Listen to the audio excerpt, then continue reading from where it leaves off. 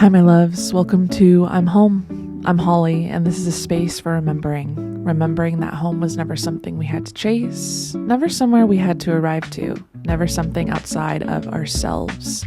Home lives within the heart and the body and the spirit, in our roots, in our joy, in our grief, and in our becoming. And together, through stories, reflections, conversations, and all of the beautifully human moments in between, we get to remember our way back. So wherever you're listening from right now, your car, your morning walk, your bedroom floor, or making a cup of tea in your kitchen, just arrive. My loves, before we begin the podcast episode today, let's just take a deep breath in through the nose together. And out the mouth. Doing that once more. In through the nose. And out. Trusting as we just take these deep, intentional belly breaths that everything we need is always right here in this breath. Everything that we need.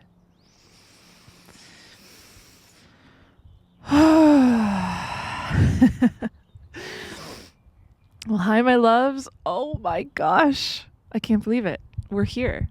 This is our first podcast episode. Welcome to I'm Home. And I am your host, your loving guide, teacher, student, storyteller, expander, ever evolving soul. And I am Holly. And I am so grateful and honored to be walking alongside this path with you. And welcome to my backyard. I thought there was no better way to film this podcast now. No better way to do it other than right here in this beautiful space in the backyard with Pachamama, Mother Earth, the trees, the greenery, the sky, Father Sky, and everything else. And even if you aren't in nature, if you're listening to this in the car, in your room, on your bed, wherever it may be, hopefully you can feel that loving magic of Pachamama, Mother Earth with you today, and all the birds chirping around and everything else. And I want to acknowledge too that with these podcast episodes, I will always have an altar space, not only for me, but for you. This altar space is something, basic in design, but magical in every other way. And we have some crystals here, some candles and incense, one of my animal guides that I always have for protection, my beautiful jaguar, the sacred medicine of sweetgrass, some beautiful Palo Santo that I got during my travels in Guatemala, and just wanted to lovingly share that with you. And at the end of every podcast episode, we will also have a few oracle cards pulled for us. Just a loving message of maybe something we collectively need to hear this week or today. And I felt really guided to bring out the Gaia Oracle deck, so that'll be with us as well. So since this is the first podcast episode and I'm just feeling the sun shining down on us and everything else, I thought I would take the time to introduce what I'm Home, this podcast really is, and the intention, the magic that I want this to transmute into for you and for me and for everyone that's listening. And again, my name is Holly. And I felt like I should probably share a little bit of this story. And it's so funny because I thought I was just going to go right into a message that's been really coming forth for me the past couple days. But I kept hearing as I'm setting up the sacred space, connecting with my spirit guides, my team, they kept letting me know, share your story, Holly. Share your story. It's time. And I love that I can hear that so loudly and beautifully. And as I'm doing energy work on myself. So here we are. And God, if I could get into my story, it would be hours and hours. But we're going to try to do this very quickly. And the intention of everything here. So I come from a deep story rooted in not feeling enough and not having a voice and not sticking up for myself, not feeling worthy of what I want, feeling like love, divine love, and compassion were out of my reach for a very, very, very long time.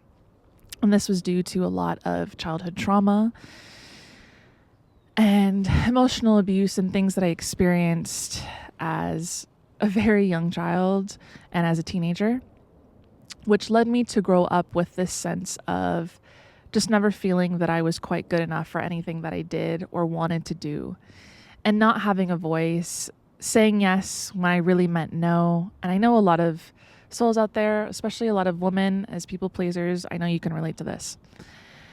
And that was very fucking deep. Like, these seeds were so deep within my soul, within my being, that it really enabled me to do a lot of things in my life. I really struggled in school, in elementary school, middle school, high school. A lot of the times, the only things that I was really good at was being in marching band and in music. I did tennis for a little bit, but even then it was whatever. But the only thing that I really connected with solely was music my entire fucking life since I was a little girl. It was actually my escape, and I completely understand why now. And I always felt like the black sheep, no matter where I was, whether that was in a friend group, whether that was my family, anything I did. And I always felt this bigger presence than me since I was a little girl as well. But no one ever taught me the way. No one ever taught me connect with it, be with it, sit with it.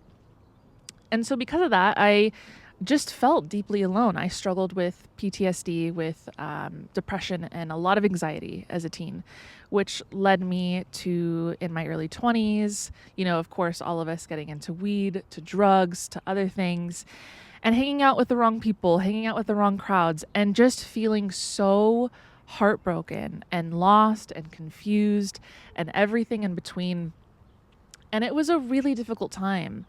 And even losing friends in my early 20s to drugs, losing friends in ways that I would never wish on anybody. Settling in relationships, being with people that I knew I was not meant to be with, and getting my heart broken again and again, and allowing it to. Oh boy. And it wasn't until I possibly hit 24 to 25, I was studying abroad in Spain and living there for about 3 to 4 months, I would say. It wasn't until I got back home and COVID hit after all of that, that something kind of shifted in my being. And it wasn't a big shift, but it was a little shift. And I'm sure a lot of you kind of felt that shift. I know a lot of souls did during quarantine and COVID. And I thought, okay. And I could feel the wheels turning of me now feeling I was able to create and do what I wanted to do. That this root cause of not feeling enough was slowly dimming, but it wasn't fully letting go yet. And it wasn't until maybe 27, I would say, that I experienced heartache with the past relationship, with a partner who taught me so much when it comes to your own being and yourself. And that heartache was different because I wasn't just healing from that relationship and that breakup, but I was healing my entire damn life. My entire life. And that breakup was so raw, so painful.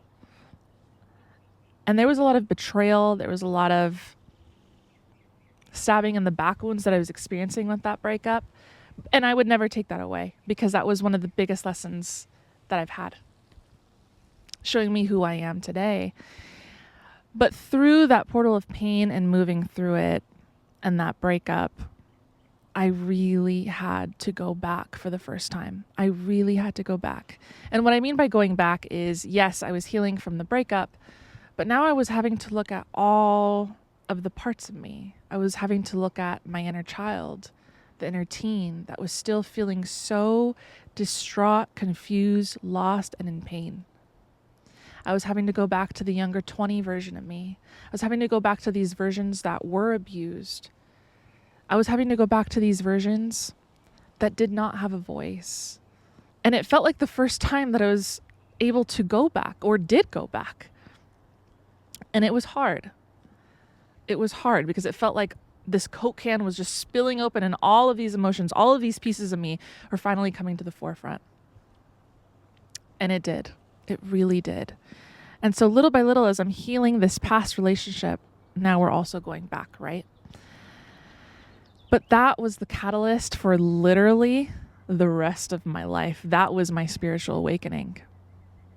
And I remember having another awakening, if we take it back further, at 18, moving through a heartache that really changed the trajectory of my life as well. Sitting on the bathroom floor and thinking to myself, I really want to not be here anymore. And if you've ever felt that, I just want to share so humbly and lovingly that I know what that feels like, and I'm right there with you. And it is a hard feeling to be in, but I promise you there is so much that is waiting for you. And that's exactly what I felt as I'm sitting on the bathroom floor, having those feelings, crying my eyes out, and so much pain, not only from my family, but that relationship, and feeling like I had absolutely no one. I had nothing, no one. I lost all my friends in high school, everything. And it was all crumbling down. And I remember something bigger than myself telling me, Holly, get up, go to the backyard and breathe. And just as we are right now, sitting in our backyard, crisscross applesauce, tears streaming down my face, we did breathe. We did. And I remember feeling that that was the first time I could hear Pachamama, Mother Earth, speak to me. Pachamama, Mother Earth, hold me, and feeling her embrace.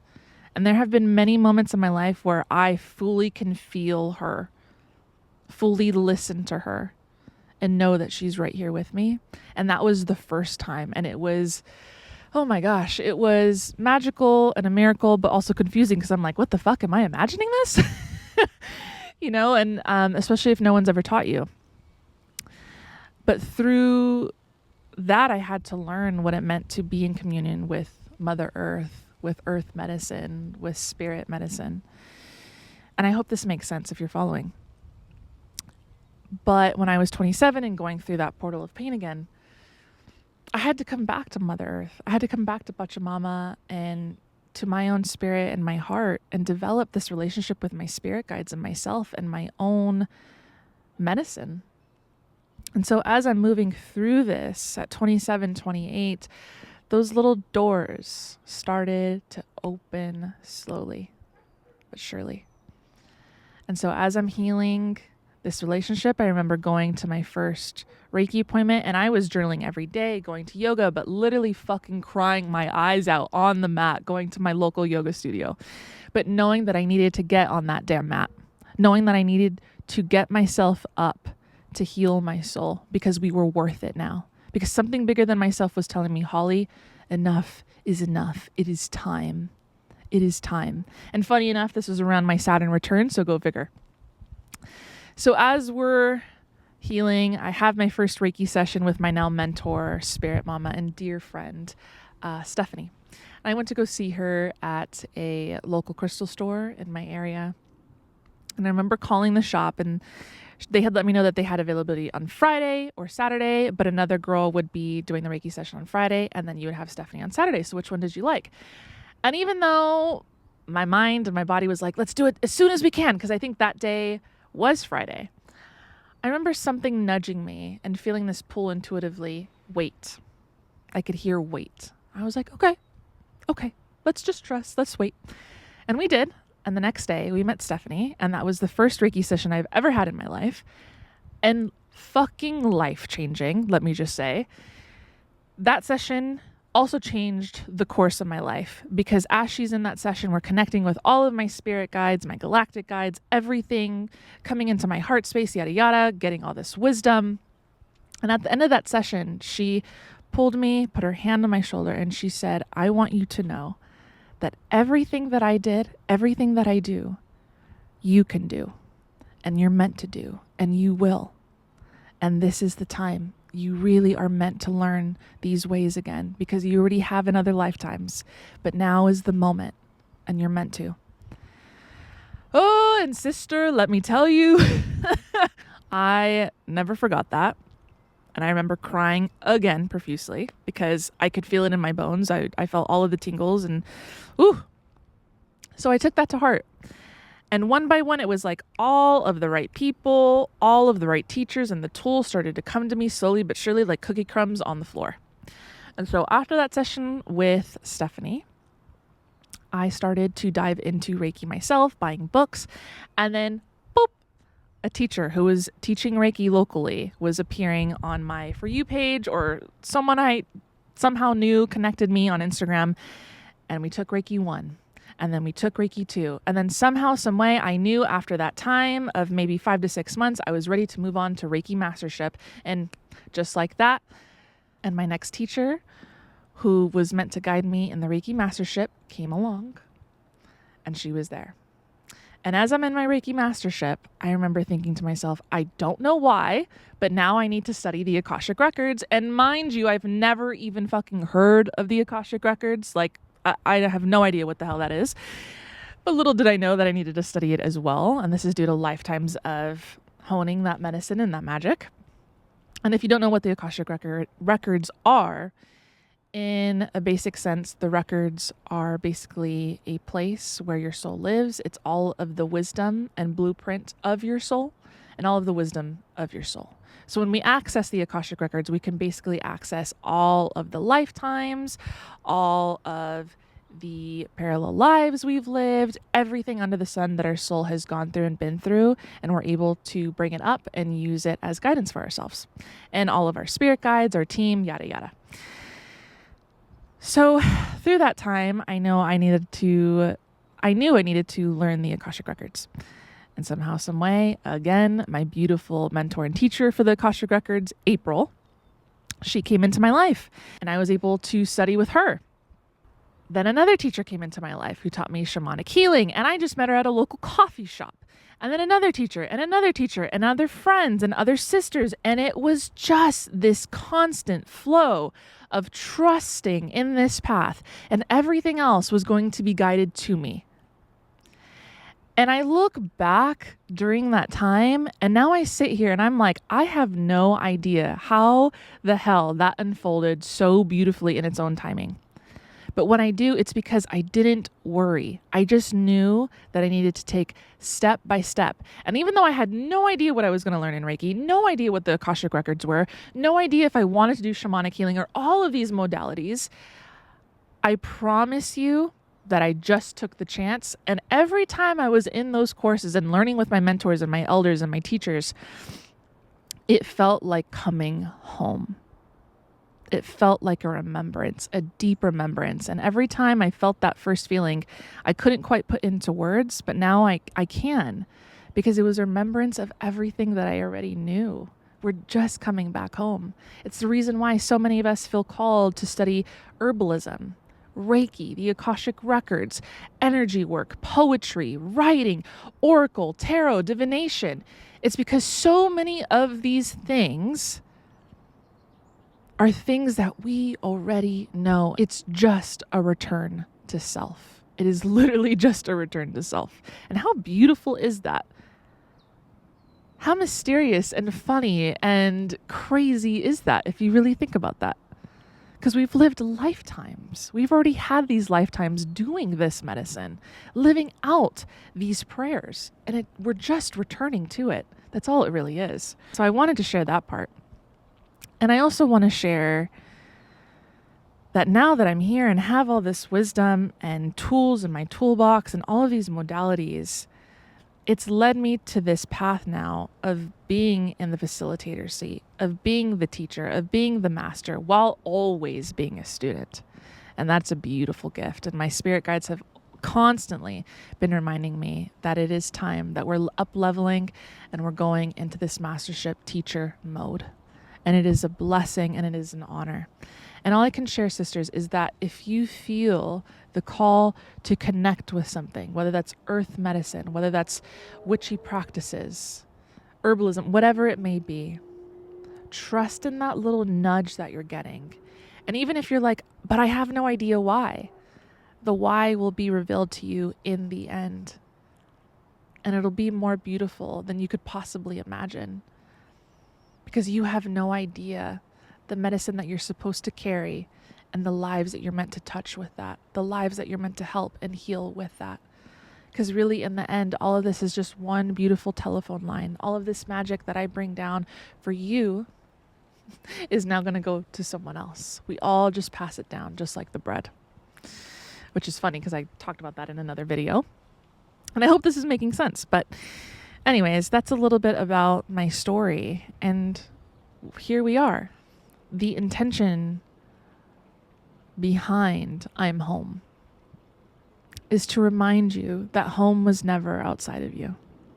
It was always right here, in your heart, in your spirit. We never needed to look outside of ourselves for that slice of home. And if anything, I hope that this just brings a slice of home to you, because you deserve it. A space to be held, a space to be seen, and a space to feel loved. And home is something I think I've been searching for a very, very long time, even as a little girl. You know, there's a difference between home and a house. A house is something that every single one of us step into, whether that's, you know, an apartment, an actual home, a condo, whatever it is, whatever you make it, even for us travelers, right? Whatever we make it. But a home is a feeling. I truly believe home is a feeling.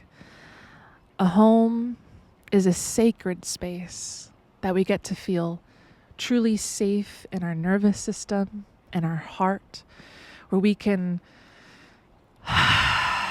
breathe, where we feel loved, where it feels like we're nestled up with a cozy book and a warm blanket and an incense on and maybe a cup of hot chocolate.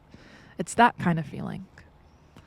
Home is a place where we don't have to feel worried about other people judging us, bugging us maybe, and causing us harm or pain. Home is a place where infinite love is. And even if we can't feel it, we know that we at least can sense that it exists in this space. Home is our heart.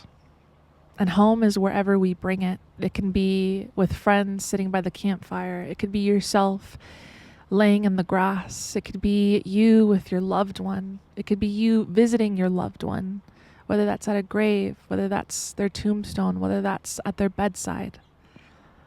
Home could also be the sky, the birds, the trees, what we see and what we perceive in this present moment. And it's taken me a long time to realize that. But we're here now and we're here today. And I hope this brings you a slice of that. And that is really our intention with I'm Home, to bring all of this together and to co-create together. And it's something we do and something I acknowledge with the women's circles that I co-host with my dear sister Paloma, which is titled Rooted in Women. And for any of the sisters listening and you've attended, hey, it's great to see you. And it's a space to be held. It's a space to feel at home. And these sister circles have changed my life in ways that I can't even express to you, where we come and gather in sisterhood. But that'll be for another podcast episode. But we humbly and lovingly started that in November of last year. And it has grown and grown and grown in ways I never thought possible. And we're just sitting in so much gratitude thinking about it. But what I want to leave off with you is something that came across my TikTok feed, actually. And this is actually from a show called Shrinking. And some of my favorite actors are in it, with Jason Segel and Harrison Ford, which I love. I'm a Star Wars nerd, so hello, love. And I've been thinking a lot lately about the past and the wounds that we carry, and how difficult it can be to leave the past behind and to leave what we've always known behind, because it's what has made us feel safe, quote unquote. It's what's been around. How can we leave something that's been in our life for so years? We don't know any other way. We have no other way of knowing if we're going to be okay when we leave it, right? And I want to acknowledge how scary that can be. But I also want to acknowledge that the dreams, the gold, the desires, the abundance, the love, the divine union, everything that you've ever wanted is right on the other side of that unknown. And when we allow ourselves to just let go slowly but surely, we can begin again. Because really, stepping into the unknown, all it costs is for us to leave the old version of ourselves behind. As scary as that may sound, but it's quite beautiful. We leave the past version of ourselves behind. And what it asks is for this new version of self to bloom and to begin. And how special is that? Because we can think of flowers, we could think of the trees being planted with the seeds, and they don't grow right away. It takes time. It takes care. It takes nurturing. And slowly but surely that tree starts to blossom and bloom and come forth into the light. And that's exactly what we do when we step into the unknown. And so I wanted to leave you off with this quote from this series called Shrinking. And Harrison Ford, he starts it off by saying, letting go of the past just means you don't allow your scars to hold you back anymore. And Jason Segel responds with, I'm covered in them, Paul. And Harrison goes, good. What a shame to be 43 years of age and not completely covered in scars. They're the evidence of a life fully lived. God damn, I love that. God damn, how beautiful is that? That really the scars, the battle scars that we have on our heart, on our shoulders, on our sleeves, are really just a reminder that we have lived a life fully lived. There's no need to put ourselves down, to be scared, to be shameful of all of the scars that we have. It's a reminder that we have lived. Every heartache that we've experienced is just a reminder that we have lived to the fullest. My God, congratulations. You have a big heart. You're able to love again and again and try again and again, despite it all, despite everything that you've gone through, despite all of the pain, despite all of the betrayal, despite all of the bullshit that you've experienced, and yet you're still out here with an open heart, still loving again. My God, that's more than what people can do. But you get to. And what a beautiful thing it is to experience love, to experience heartache, to experience the loss and the grief, because the grief is the reminder that we are alive, that we have loved to the fullest. And so if you have ever gotten down on yourself because you're thinking to yourself, why am I still not over this? This happened a year ago. Why am I still grieving? This happened 2 years ago or 6 months ago. Sister, or anyone that's listening, it's because you have fully lived. There is no timeline to the grief that you experience. There is no timeline for how long it takes those battle scars to turn into scabs and fully heal. They are a reminder of where we've gone, but where we're also going to go. And through that grief, I know it can be so difficult to remind ourselves of that. But trust me, sis, when you're crying those tears and in that portal of pain, lately I've been able to also experience the other side of that coin with so much gratitude, because I know that I am living life fully with an open heart. Open. Yes, do I experience anger? Abso-fucking-lutely. Do I experience disgust and disappointment and all of these other feelings? Abso-fucking-lutely again. But I know on the other side that my love is as expansive, is as big as the fucking Indian Ocean. And no one can take that away from me. And no one can take that away from you. And if anything, I hope you remember that to have an open heart is to be so expansive and so abundant and so in gratitude for who you are and everything that you've experienced. Because these portals of pain, everything that we move through, I can guarantee you, even when you look back on your own life, haven't they given us the most wisdom, the most growth. And every time we experience heartache and grief, hasn't our heart even just expanded a little bit more? Our capacity to love gets bigger, deeper, and richer. It's really not the opposite. It actually expands. It doesn't close. And so, my love, all I can share with you today is if you are feeling any of that, just know that your capacity to love is way bigger than the grief that you feel.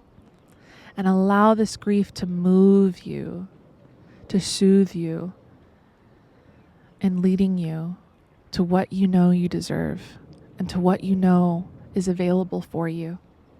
Well, I feel like I'm rambling at this point. I wasn't even quite sure what I wanted to talk about today because transparently, I'm moving through a little bit of heartache again and disappointment and grief. But I know that I needed to do this, not only for myself, but for others watching today. And just know that I'm right there with you. And I know that we all have the tools, all have the wisdom, all have the love within ourselves. And just maybe the love in our heart, taking a breath, being in tune and being able to sit still even just for 5 minutes. Maybe that is enough. Acknowledging that that is more than enough today.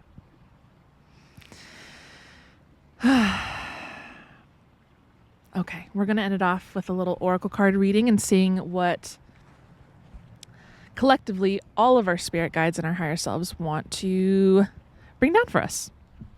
You know, what's so funny about that? As I was literally shuffling the cards, the same thing kept repeating in my head of trusting the unfolding, trusting the unfolding. And as that was going through my head, yin yang popped out for us today. This is creating harmony through breakthroughs, which could not be more on the dot of what we've been yapping about today. And what's coming through for me, at least, with this beautiful card, I love that there's a butterfly right here. We have the yin and yang sign. Her eyes are closed. She's literally in so much harmony. And the stars above her head. It's allowing ourselves to create harmony through the chaos. To trust that even when we maybe feel like we cannot accept certain parts of ourselves because they feel icky or shadow-like, this is actually a chance for us to come into harmony with those parts, taking inventory and stock of what is working and what is not, what habits and what traits are ready to be let go, and what needs to be seen, what needs to be looked at so we can let them go, and bringing harmony into the areas that are asking for that safety and that peace. And so that's what I'm getting from the yin and yang card, at least. And I wanted to share an affirmation that they have for this card in particular because it's so beautiful. I love and accept all that I am. There is nothing to change. There is only love. Every aspect of me serves both me and others in some way.